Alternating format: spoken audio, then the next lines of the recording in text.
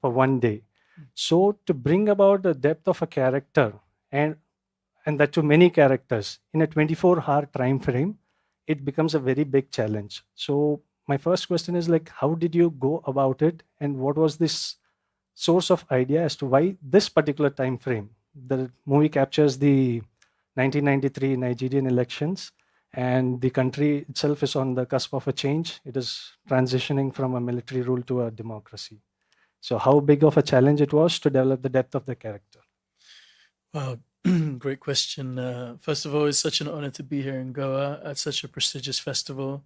I wish, like you guys, more of my crew could be here, but I guess I'm just the representative.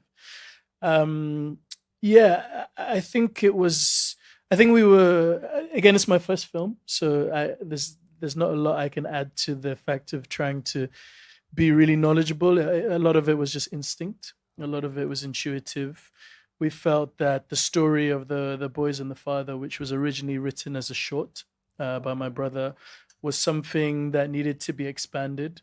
And because it's quite a tender portrait on masculinity, we needed something that juxtaposed that. And we were the same age as the characters in '93, and we remember the sort of imminent urgency of the election. So I think what the election did is it represents two things. One is the micro with the father and the boys, and the election is the macro of this idea of nationhood, with the politicians kind of being the father of the country. So it kind of balanced out, and having it over one day was very forgiving on our budget because it means we didn't have to dress people in multiple different things, and it meant we could not be so worried about continuity and we could just focus on the story in of itself. But it also represented allowing us to build tension over a day because it's over a day, so once the sun's up, once the sun sets, it's over. And equally, setting it on this day, which was the election crisis, meant that there was an announcement to be made. So equally allowed us to play with this idea of tension building throughout the film. Wow, amazing. I also have one question to the team from Mother's Baby. Mother's journey or the transition of a woman's journey from, let us, into motherhood. It's a very beautiful experience. It is exhilarating, it is painful, but there are a lot of joys that are associated with it. Your movie, after the motherhood, it takes on some sinister plot. And as a cinematographer or a production designer, what was your take on, or what was your challenge as far as how you portray and coincide with the director's vision on that?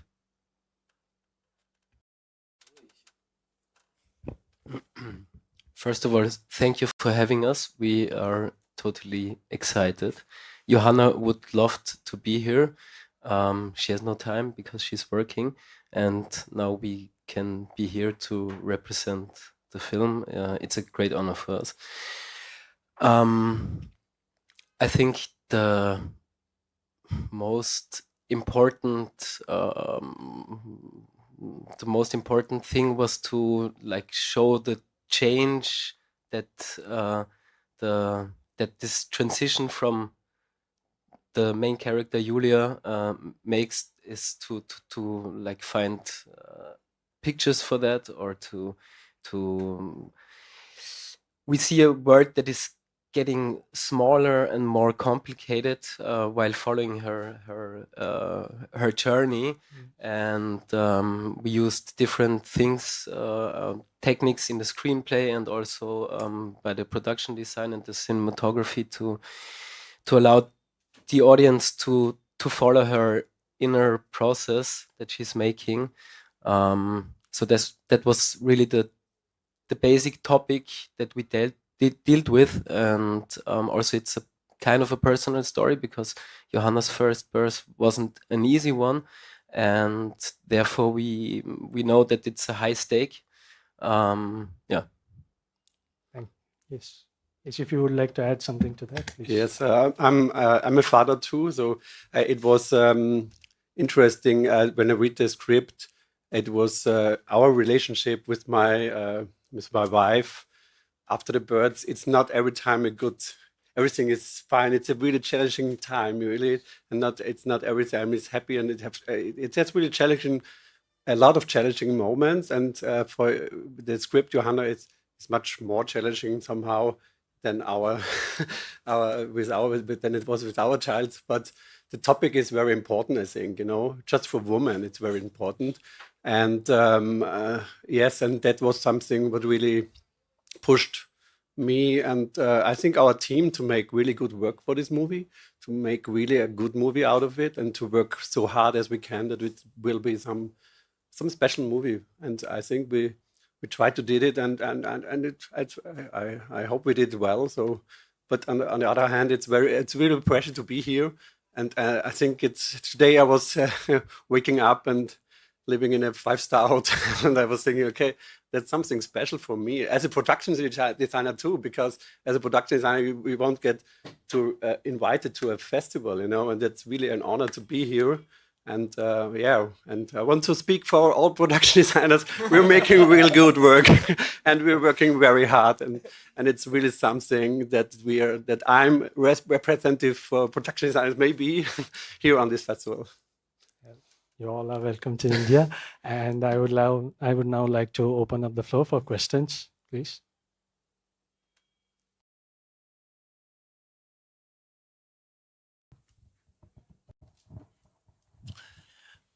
Once again, welcome to India.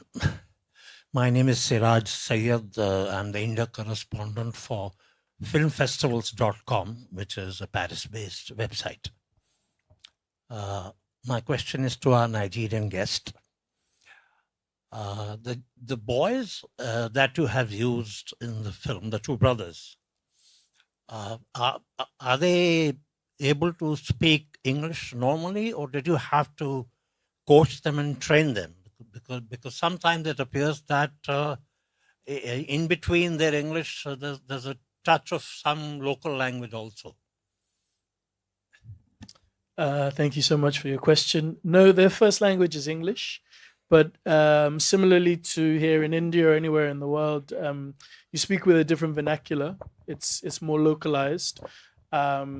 Equally in Lagos, which is used to be the capital, but the most populous, there's also like a Creole, like a pidgin, which is a derivative of the three main tribal languages and English, and aspects of sort of colonial Portuguese and stuff in there.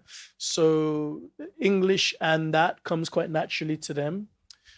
Secondly, the boys play different tribes to what they naturally are. They're both Igbo, but in the film they play Yoruba boys. So no, we didn't have to teach them. I mean, what we really focused on was ensuring it's their first film. They'd never been in a film before.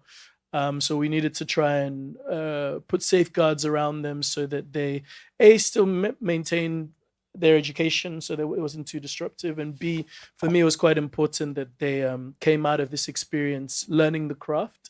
We never really know if a film is going to be good or not, but what I was intentional about is that they come out of this process becoming better actors. They showed a lot of aptitude in the casting against other boys, because they remembered a lot of dialogue, and they were able to, at times even directing the other boys they were up against. So they showed a lot of aptitude. But yeah, but their mother is a script writer and an actress. So that's kind of where you see an understanding of the craft for the both of them. But yeah, no, it was their first time, and I couldn't be happier with their performances. They're a real blessing to find. Thank you so much. Good afternoon, guest. This is Nikhil from All India Radio. My question is for you guys from movie Mother and Baby. Actually, we know relation between mother and baby is kind of divine relation, and motherhood is also very divine. And since I have seen the trailer, I can say there is something different you wanted to share with your audience. So what was the thought or message in your mind that you wanted that audience should carry with themselves after watching your movie? Thank you for your question. I think the first intention was to show a different approach on giving birth, because normally you see a man and a woman. The woman becomes pregnant.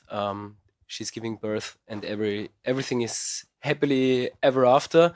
And since a lot of women don't have these experiences, Johanna was like, she thought about this story has to be told in a different way, because it's normally I've heard some comparisons to Rosemary's Baby, and this was in the 1970s, I think.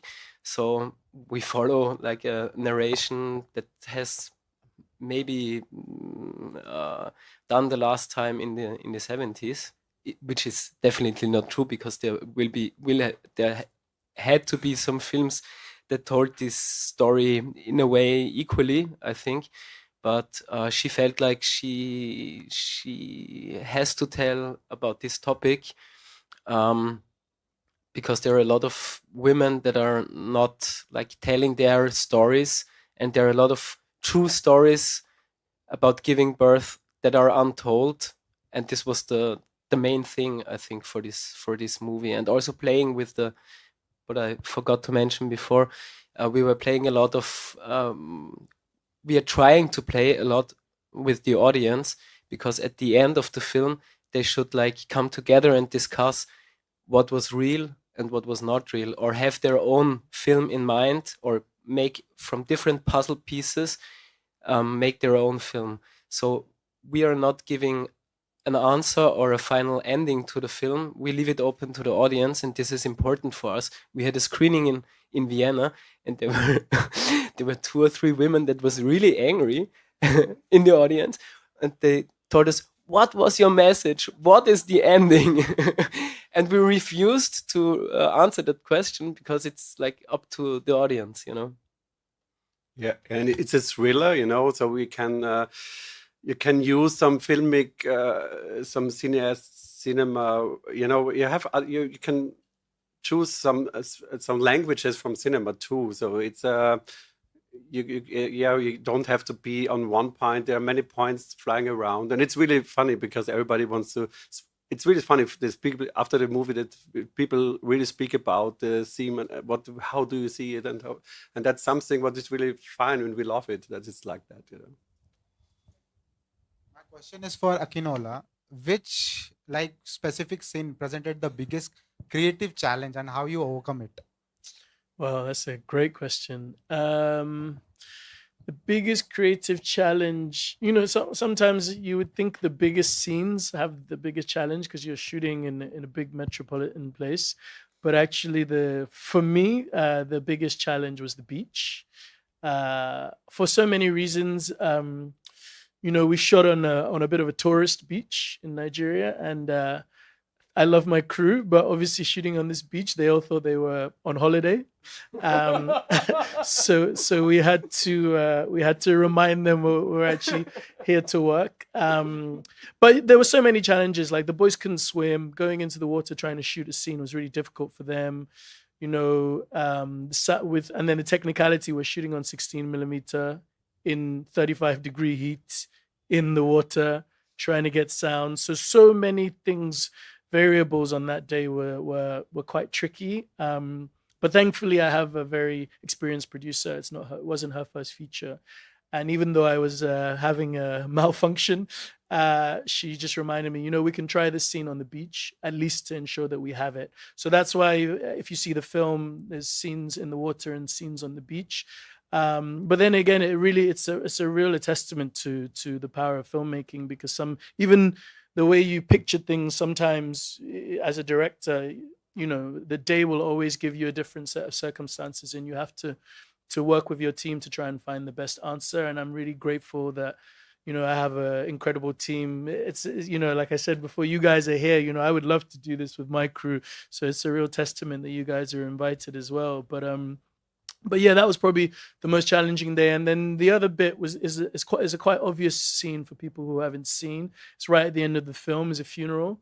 Obviously, it's a semi-autobiographical story for me. Emotionally, it was quite difficult. I mean, during the filming, I'm very focused, but the aftermath of filming was a very emotional weekend for me. I stayed in bed for almost 2 days just crying and like texting the crew and telling them, you know, it's not very often you get to bury your father again in a cinematic form. So I was really honored that were all coming on this journey with me. So yeah, I would say both of those scenes were pretty difficult. Thank you so much. Hello, everybody. This is for the Nigerian film. All countries use their native language or the national language. How you felt the reaction from the government when your film has English language, especially a country like Nigeria? I met a Nigeria Film Commission director 10 years back in the same movie, but they rarely speak in English language. But you have used the English language. How the reaction from the government and the other producers, the community from the Nigeria about your film? Sure. Thank you. Another very good question. I'm getting the easy ones, huh? No, so our film is actually 50-50. Because in order to qualify for the best international feature, you have to be at least like 52% non-English. So yeah, our film is Pidgin and Yoruba, 52%, and the rest is English. But yeah, it's a really good question. I think it was really important that we use the language of how people speak in Lagos. So I guess, you know, working people in a professional sense in a big metropolis city, English is the first language because working class people have to work, they need to be educated, they need to be able to get into these areas. But for working class people on the street, the language is the Creole, it's the Pidgin. It's what you hear, it's the sort of, you know, street vernacular effectively. And then I guess for the family being Yoruba, when Yoruba people meet each other, they also speak in their language. So yeah, it was, you know, it was like a puzzle piece putting these things together. But yeah, the film in Nigeria is received really well. I think people were very surprised hearing about the film in Cannes first and then seeing it in Nigeria, because Nigeria is the only place where it's had a theatrical release so far. They were very surprised to see Pidgin in the film, actually, because most Nigerian films only, in some instances, only speak in English or a traditional language. But I think as a film that's set in the 90s, it was really important for us who grew up in Nigeria to show a version of Nigeria that we recognize. You know, I think if you go to Lagos, everybody speaks English, you know, but also everybody speaks their traditional language. I think coming from a country that was either colonized by England or is in the global south, we code switch when necessary. You know, when you speak to an Indian person, you probably speak a local vernacular. So it's really important that we show the diversity of languages in Nigeria, that we show a diversity of what the people are like and how they express themselves. You know, but yeah, in Nigeria it was received very well. I think it made a sort of had a duality because history wasn't taught in schools because of the military dictatorship. History got reintroduced into the curriculum in the early 2000s. So loads of Nigerians in the diaspora or even in Nigeria who are younger than me, they didn't know what happened in 93. And whereas, so they learned a bit of their own history, and the older generation, older than me and my mother's generation, they were really, it was really cathartic and emotional for them to see this election political crisis that they lived through being put on screen, because there's not a lot of contemporary historical Nigerian stories. But yeah, so it's just become more of a generational dialogue for the film. Thank you for your question. This is Mahesh from All India Radio, that's Public Service Broadcaster of India.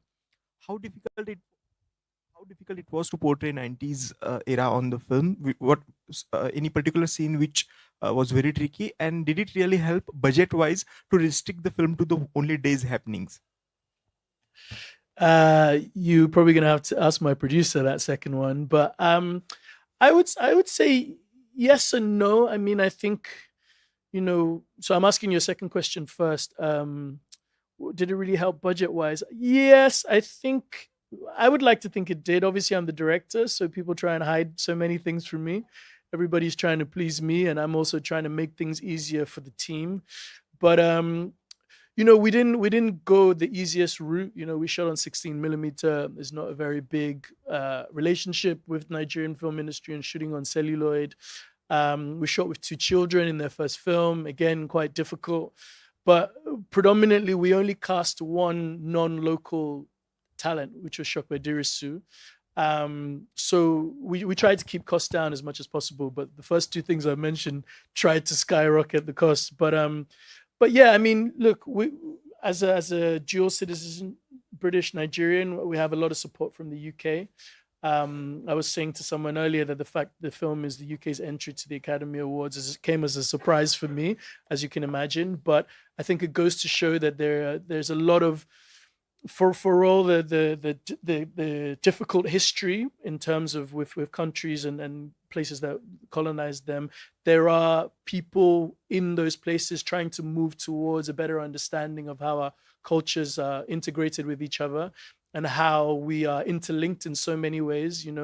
Both places contemporarily have such a big effect on each other. So yeah, it was, and also it's important on me to bring resources back to Nigeria and empower the local film community.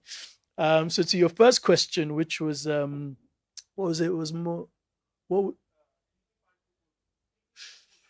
Yeah, sure. So yeah, I mean, as you can imagine, coming from Lagos, it's a city that really is really interested in becoming modern. So a lot of infrastructure changes immediately, but also it's a city that it kind of follows trends in a way. So maybe when I was growing up, similar to Goa, there's islands, there's archipelagos. Lagos has a mainland and a series of islands. Now, the islands are where a lot of the wealth is populated. So when I was growing up, a lot more stuff happened on the mainland, and now a lot more stuff happens on the island. So actually, what that means is that because things migrate with the trend, a lot of things on the mainland have been untouched for almost 20, 30, maybe even 40 years. So when we were doing our location scouting, we found the office where you talk about the job, completely untouched. So my production designers didn't need to change anything because I was very nosy looking in places and found this. But things, my cinematographer is also really good handheld, but we decided to keep everything really composed because it helps us hide things just off camera. But I also have to give credit to my cinematographer, Jermaine Edwards. It's also his first feature. We really had to take a lot of time to be in Nigeria, to experience things, to see how we frame things. But yeah, to be honest, production designer and cinematographer, they are the real heroes of portraying the film in a period of time because it was with great difficulty. The most difficult bit, just to come to your question, was setting up that market street scene as they enter Nigeria, enter Lagos, because we wouldn't have been able to make that without it being staged. That whole first bit was staged. We sort of brought the energy to that place.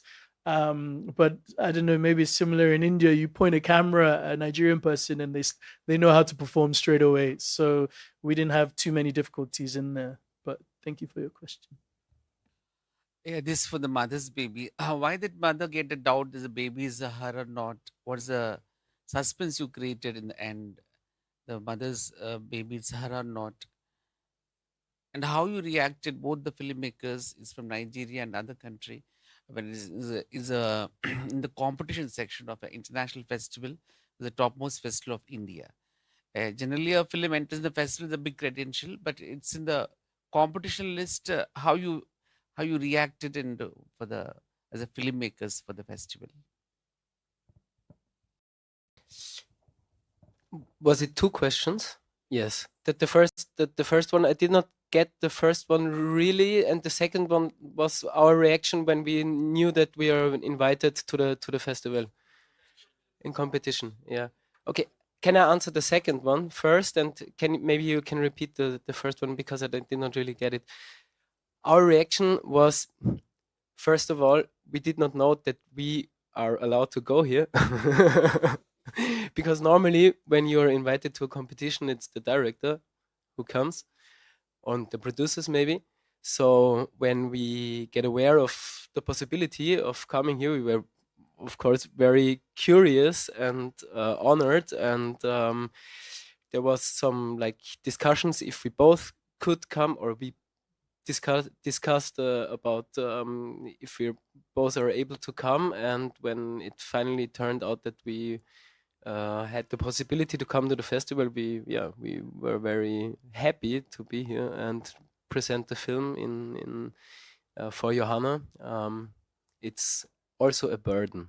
It was so fine because Johanna knows she was shooting in in Austria, and she wrote on all head of departments, and that's something very nice. You know, if she's really a team player, and that's very nice. So to hear that she say, "Okay, I'm invited. I can't come. Please, if you want, come." And who wants? And then we said, "Okay, let's try to." Robbie and I ask if we can go, and then we are very proud that we can come together. Yeah, and it's really an honor.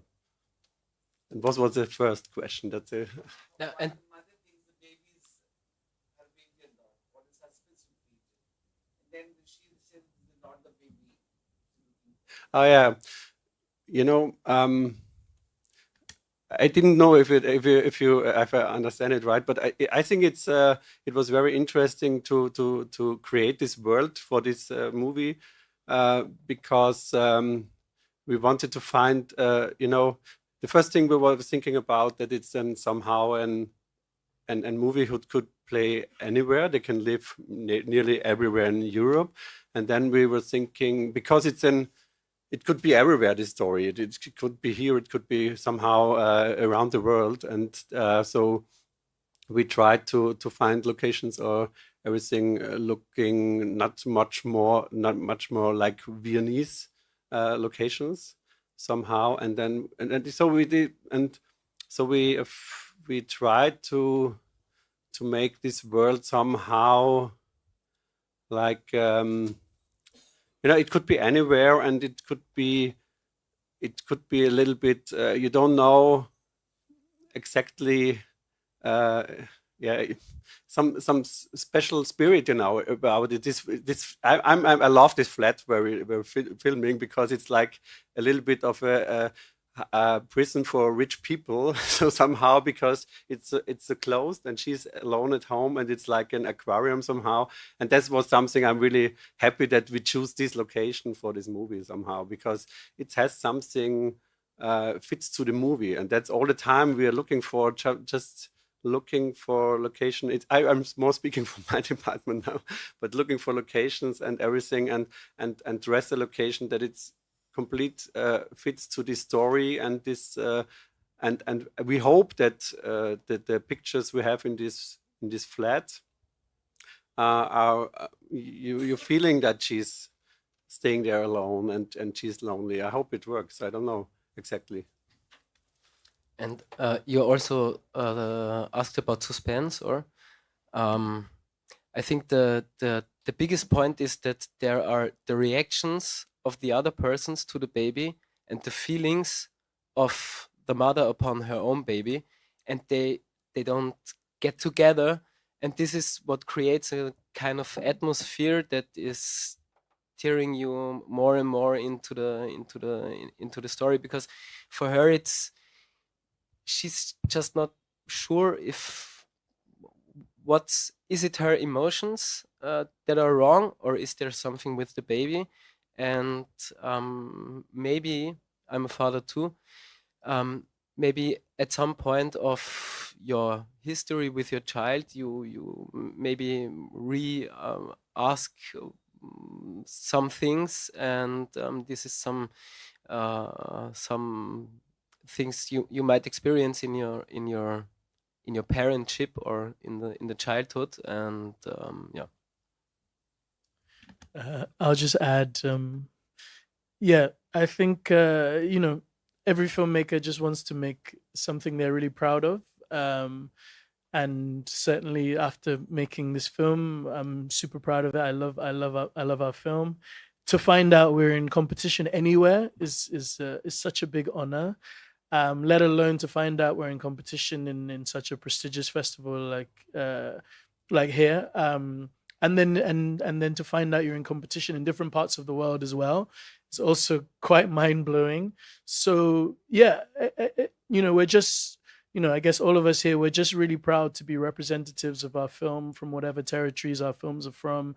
We're proud to represent the cast and crews who have all been involved, And we're just also just excited to be here and having a dialogue with you guys as well, because I think it's really important that we all, it's the power of cinema and filmmaking that manages to bring people together and have different experiences and learn about your culture just as well as people learn about my culture. So yeah, it's a real privilege, and and just thank you to the programmers and the festival for having us here. Hi, I wanted to ask both teams. So, how much of the final product did match the initial vision that you had for the film, since filmmaking is such a creative process? And did you allow your film to just go with the flow, or did you restrict it to the vision that you had in the beginning?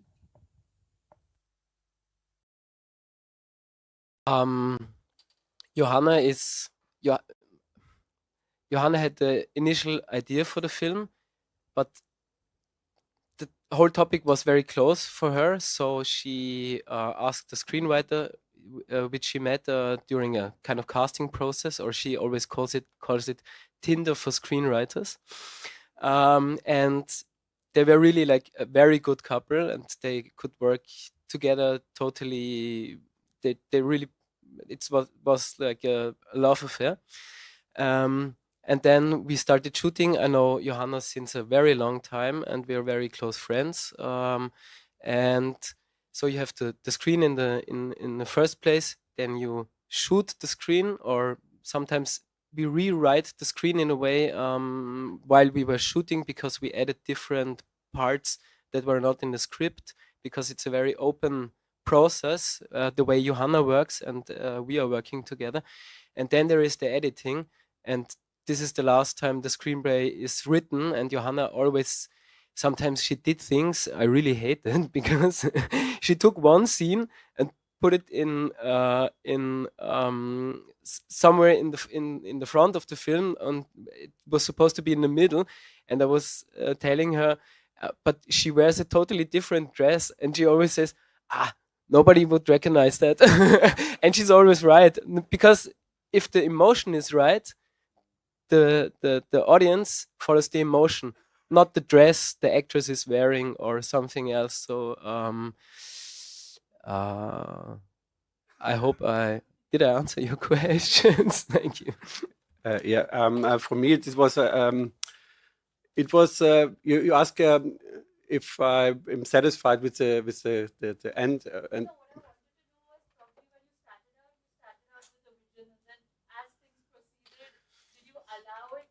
Yeah. It was really allowing it, somehow, because it was not so easy to get to find locations.